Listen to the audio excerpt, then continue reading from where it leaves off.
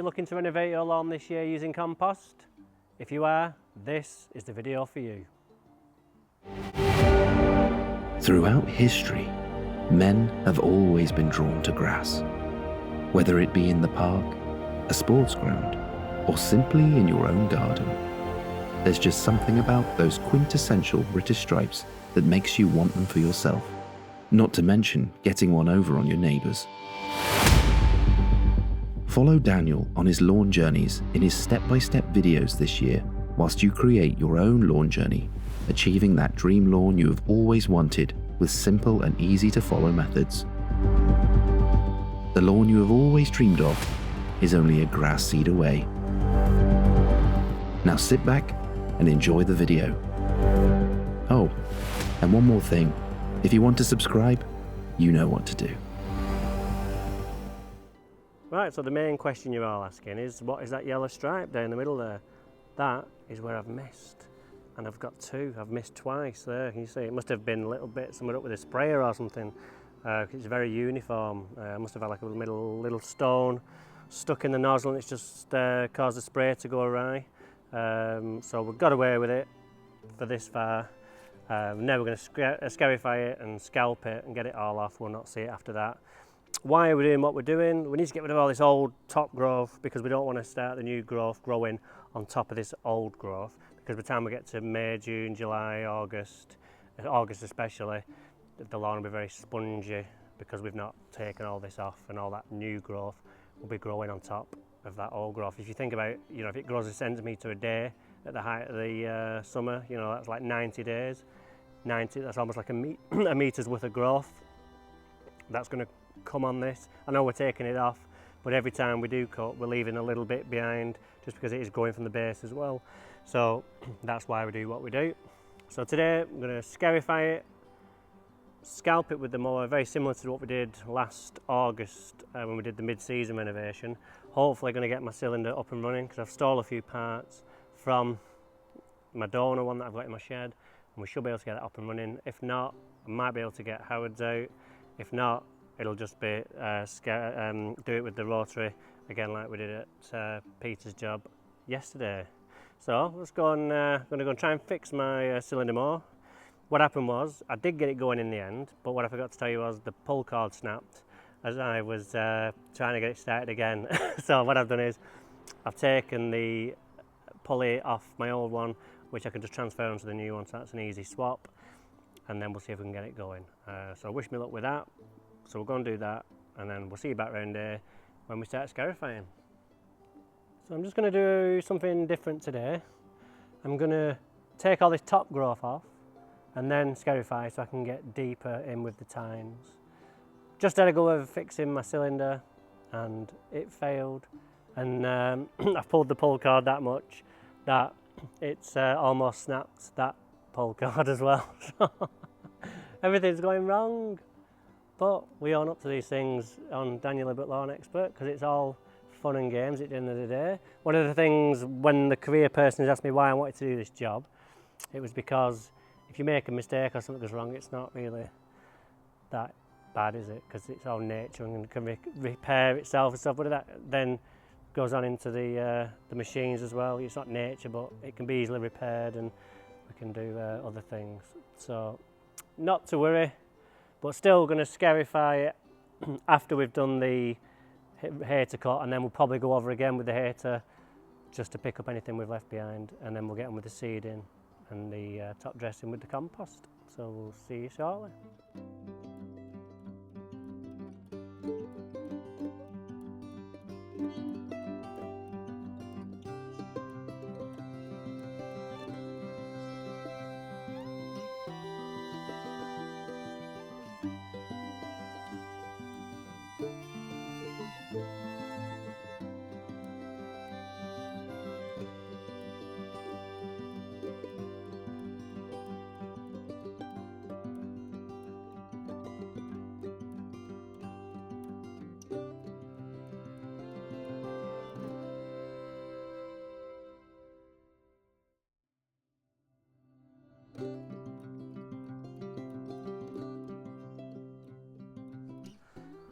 Okay, so that's now been cut on number one. you notice me stopping for a second on my knees, I was just getting a few pieces of annual meadow grass out. You see we're quite short now, we're still quite long. We're shorter than we were, but we're still too long. So what we'll do is we'll scarify it really deeply. We're really going to go to town on this one, and then that'll pick up the grass a little bit more, and then when we go over it on one again, it'll shave that right off. And I've got a neat little trick where you could just also just tighten the blade a little bit on the hater, and it will just bend those edges of the blade down a bit more, which gives you an extra like percentage of cut. Don't over tighten it because you'll bring it out too far, but there is play just to tighten it a little bit more, and it just bends the blades a little bit more so it just cuts a little shorter. So if I've got the right tools, I will do that. But this lawn is at this point now where it just looks after itself. It's rooted, you know, at times you used to be able to almost pull it out in chunks when it was young, but now it's 5-6 years old. 5 years this year. It's just absolutely solid, you know, it's absolutely, I am pulling up with all my might, and the soil's not even moving, which is great to see. So, a bit of leather jacket damage in this corner over here. You can just see where the birds have been pecking. They can't really be looking for worms because there aren't many in this lawn, so that's what makes you think it's leather jackets. But having said that, there's no the little like pinholes where the leather jackets are coming out. So I might be wrong. But either way, the birds are cleaning them up for us, whatever they're going for. So we'll just reseed that area. Plus it's very dark here, it hardly gets the sun, gets all the water gathering here. So to come out of the winter with this area like this is a first. Never ever have we had it like this. But that's just because we've changed products, and we're just using the products I use now of like 100%, and seeing big differences in all my lawns coming into the spring. Like this area is usually well bad, it's looking a lot better this time round. So go and get the scarifier and then we'll crack on with that.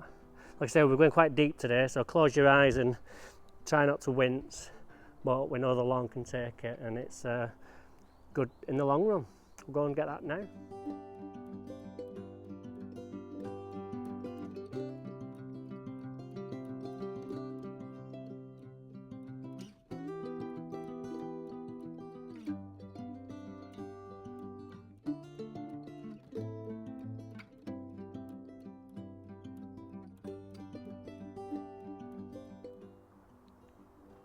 A job well done, double pass.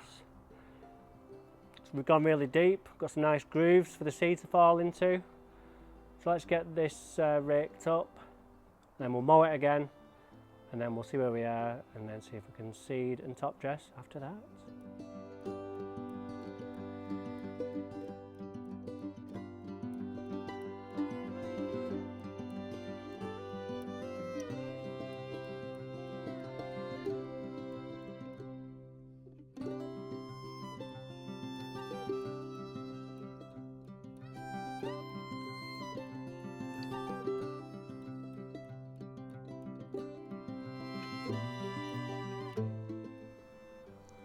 Well, so I just wanted to show you up close of a bare patch where I've scarified. You see that depth of that blade there. It's really opened up that soil profile. So you'll get enough air in there and the seed can drop in there. And then it'll protect it nice with the peat on top as well. So that's why I don't believe in aeration in terms of driving cores in, because it's just a pointless exercise, too much hassle, too much work, and I've got better things to do than that, like seed and top dress. So, and you need like a £3,500 machine, which I would never get money back on, so I don't do it for that reason. So we'll get the seed out now, put that on, and then we'll put the Jack's Magic on. And one more thing about the scarifying, somebody asked me yesterday what blade is it, or is it tines. Would never ever scarify with the tines at this time of year because they don't give you any depth to the soil. They don't really enter the soil because they're too springy and they would just scrape the surface really. So I would never use one of those for my main scarifying of the start of the season, only to remove like surface thatch part way through the season and like towards the end, and I would only use that technique. So that answers that question. So it's looking nice still, even though it's had that scarifying. Still plenty of growth on there, nice and thick. Now we'll use the haste again on number 1 to vacuum up all the stuff, like just the remnants of what I didn't pick up out of the piles. And then we'll see what was after that. And then we'll get on with the seed and the Jack's Magic. What a lovely day.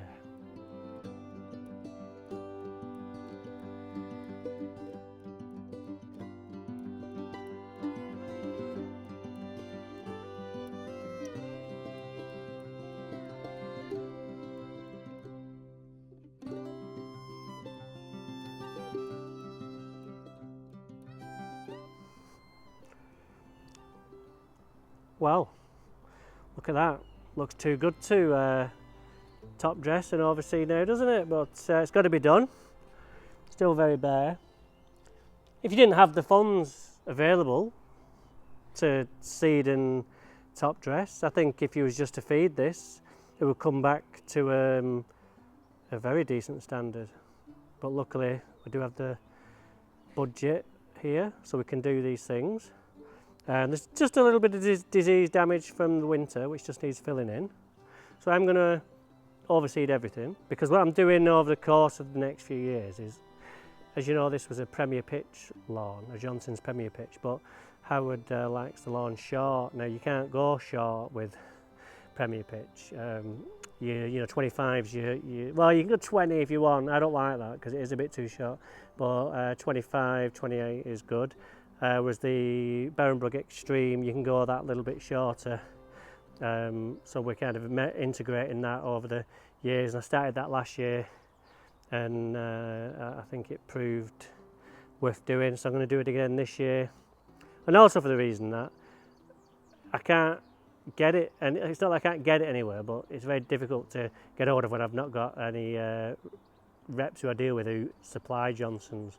So that's another reason. And when I buy a bag, I can only buy one bag because I've got Britain's Best Lawn and the Slopey Lawn at the top to do, and that takes exactly one bag. So I just buy one bag between them, and then it saves me having to buy two and having you know, like a 3/4 of a bag left over from here.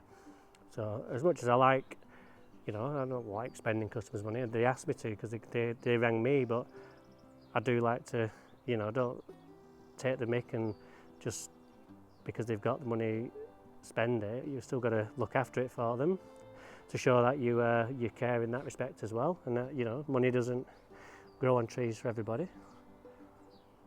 But getting back to the lawn, I'm really pleased with how this has turned out. So I'll go and get my seed and we'll get that on, and it'll be time to get the Jack's Magic out and the old dirty hands and dirty fingernails for the next 2 months. I've got my seed, I've got my spreader, I've got a lawn to go and spread it on, so let's get to it.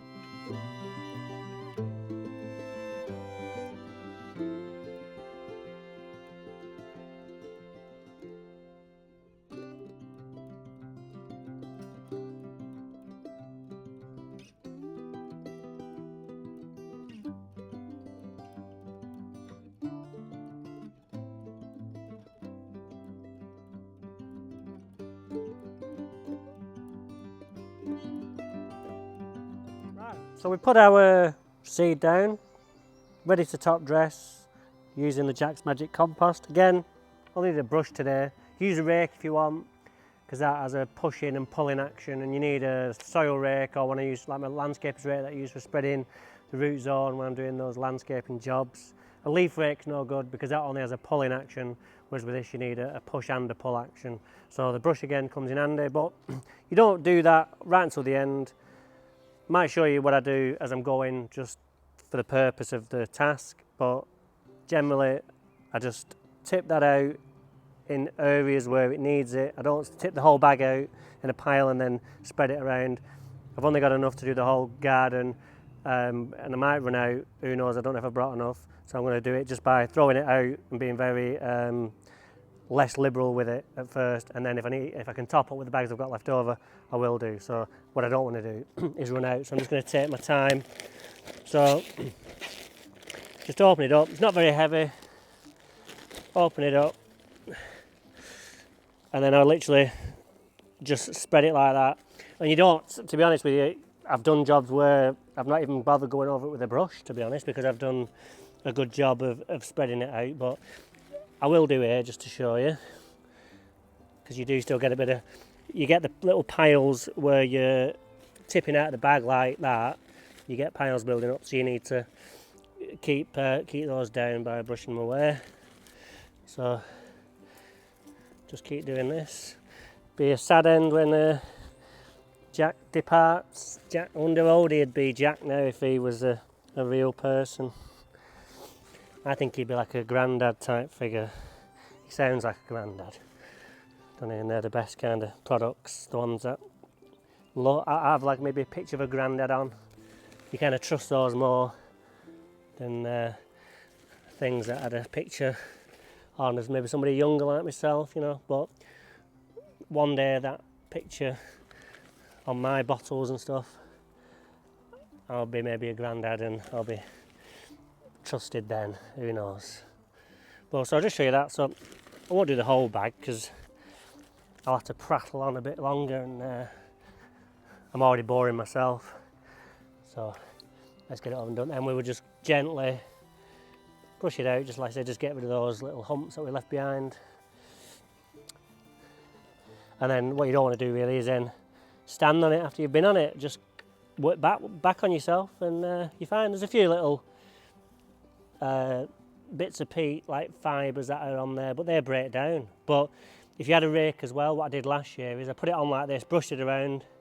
Next day I went back when it dried out a little bit, and I got my landscaper's rake out at the 14-day lawn fix job, I think, and brushed and raked all these little lumps and bumps off into big piles, and came up trumps. So that's an option for you, but don't worry if you can't, because like I say, they'll rot down and the mower will pick them up when you start mowing. So that's what we do here. So it's coming along nicely. I'll get on with the rest, and I'll let you watch via time lapse, because you don't want to watch me do it all. Probably take me about an hour. So we'll get that done, and then we'll go on for tea.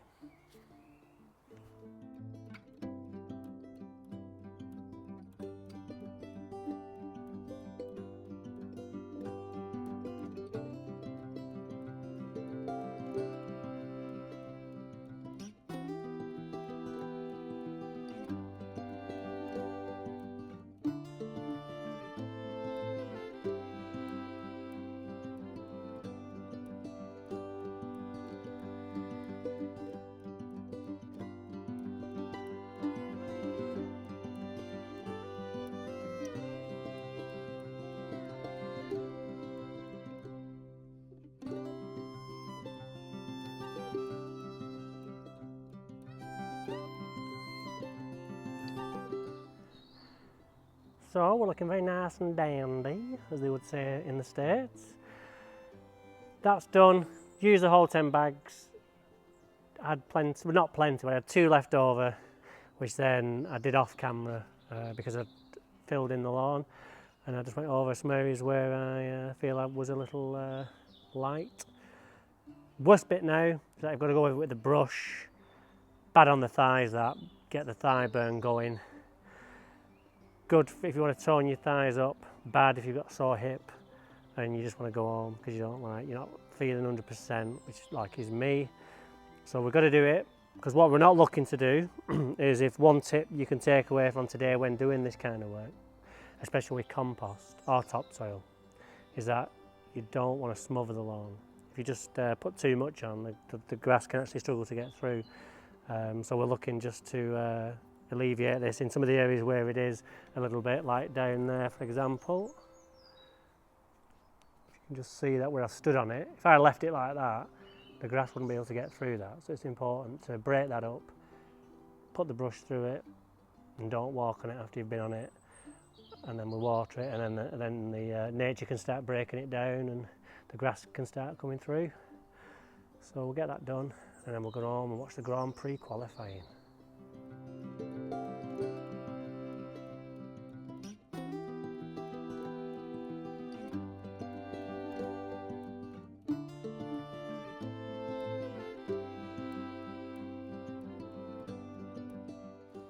So that's done. I decided to just pull the brush behind me, and that meant I didn't walk on the surface. You can push it in front of you and that's when your legs actually burn, but I wasn't up for that today. So no fertiliser needed, a few reasons. We've already done that a few weeks ago. We put the Rise and Shine on, which is in there now. The seed will get whatever's left of that. The seed has got a coating on, which will get it off to the best start, and there's fertiliser in the Jack's Magic. So to put another fertiliser on now would be absolutely pointless, and it would just create havoc, because on this lawn you probably would get away with it because the lawn would come through thick and like beefy. Whereas if you had a lawn which was a bit patchy and you didn't want necessarily the rest of the lawn to come through yet, that's when you would have the problems on one of those type of lawns. So here we're done. All we need to do now is water, nothing else, until that seed comes through. Then we'll reassess and then we'll do the next video on the way forward. So I hope you've enjoyed this one as always. I'm off home now, so we'll see you next time.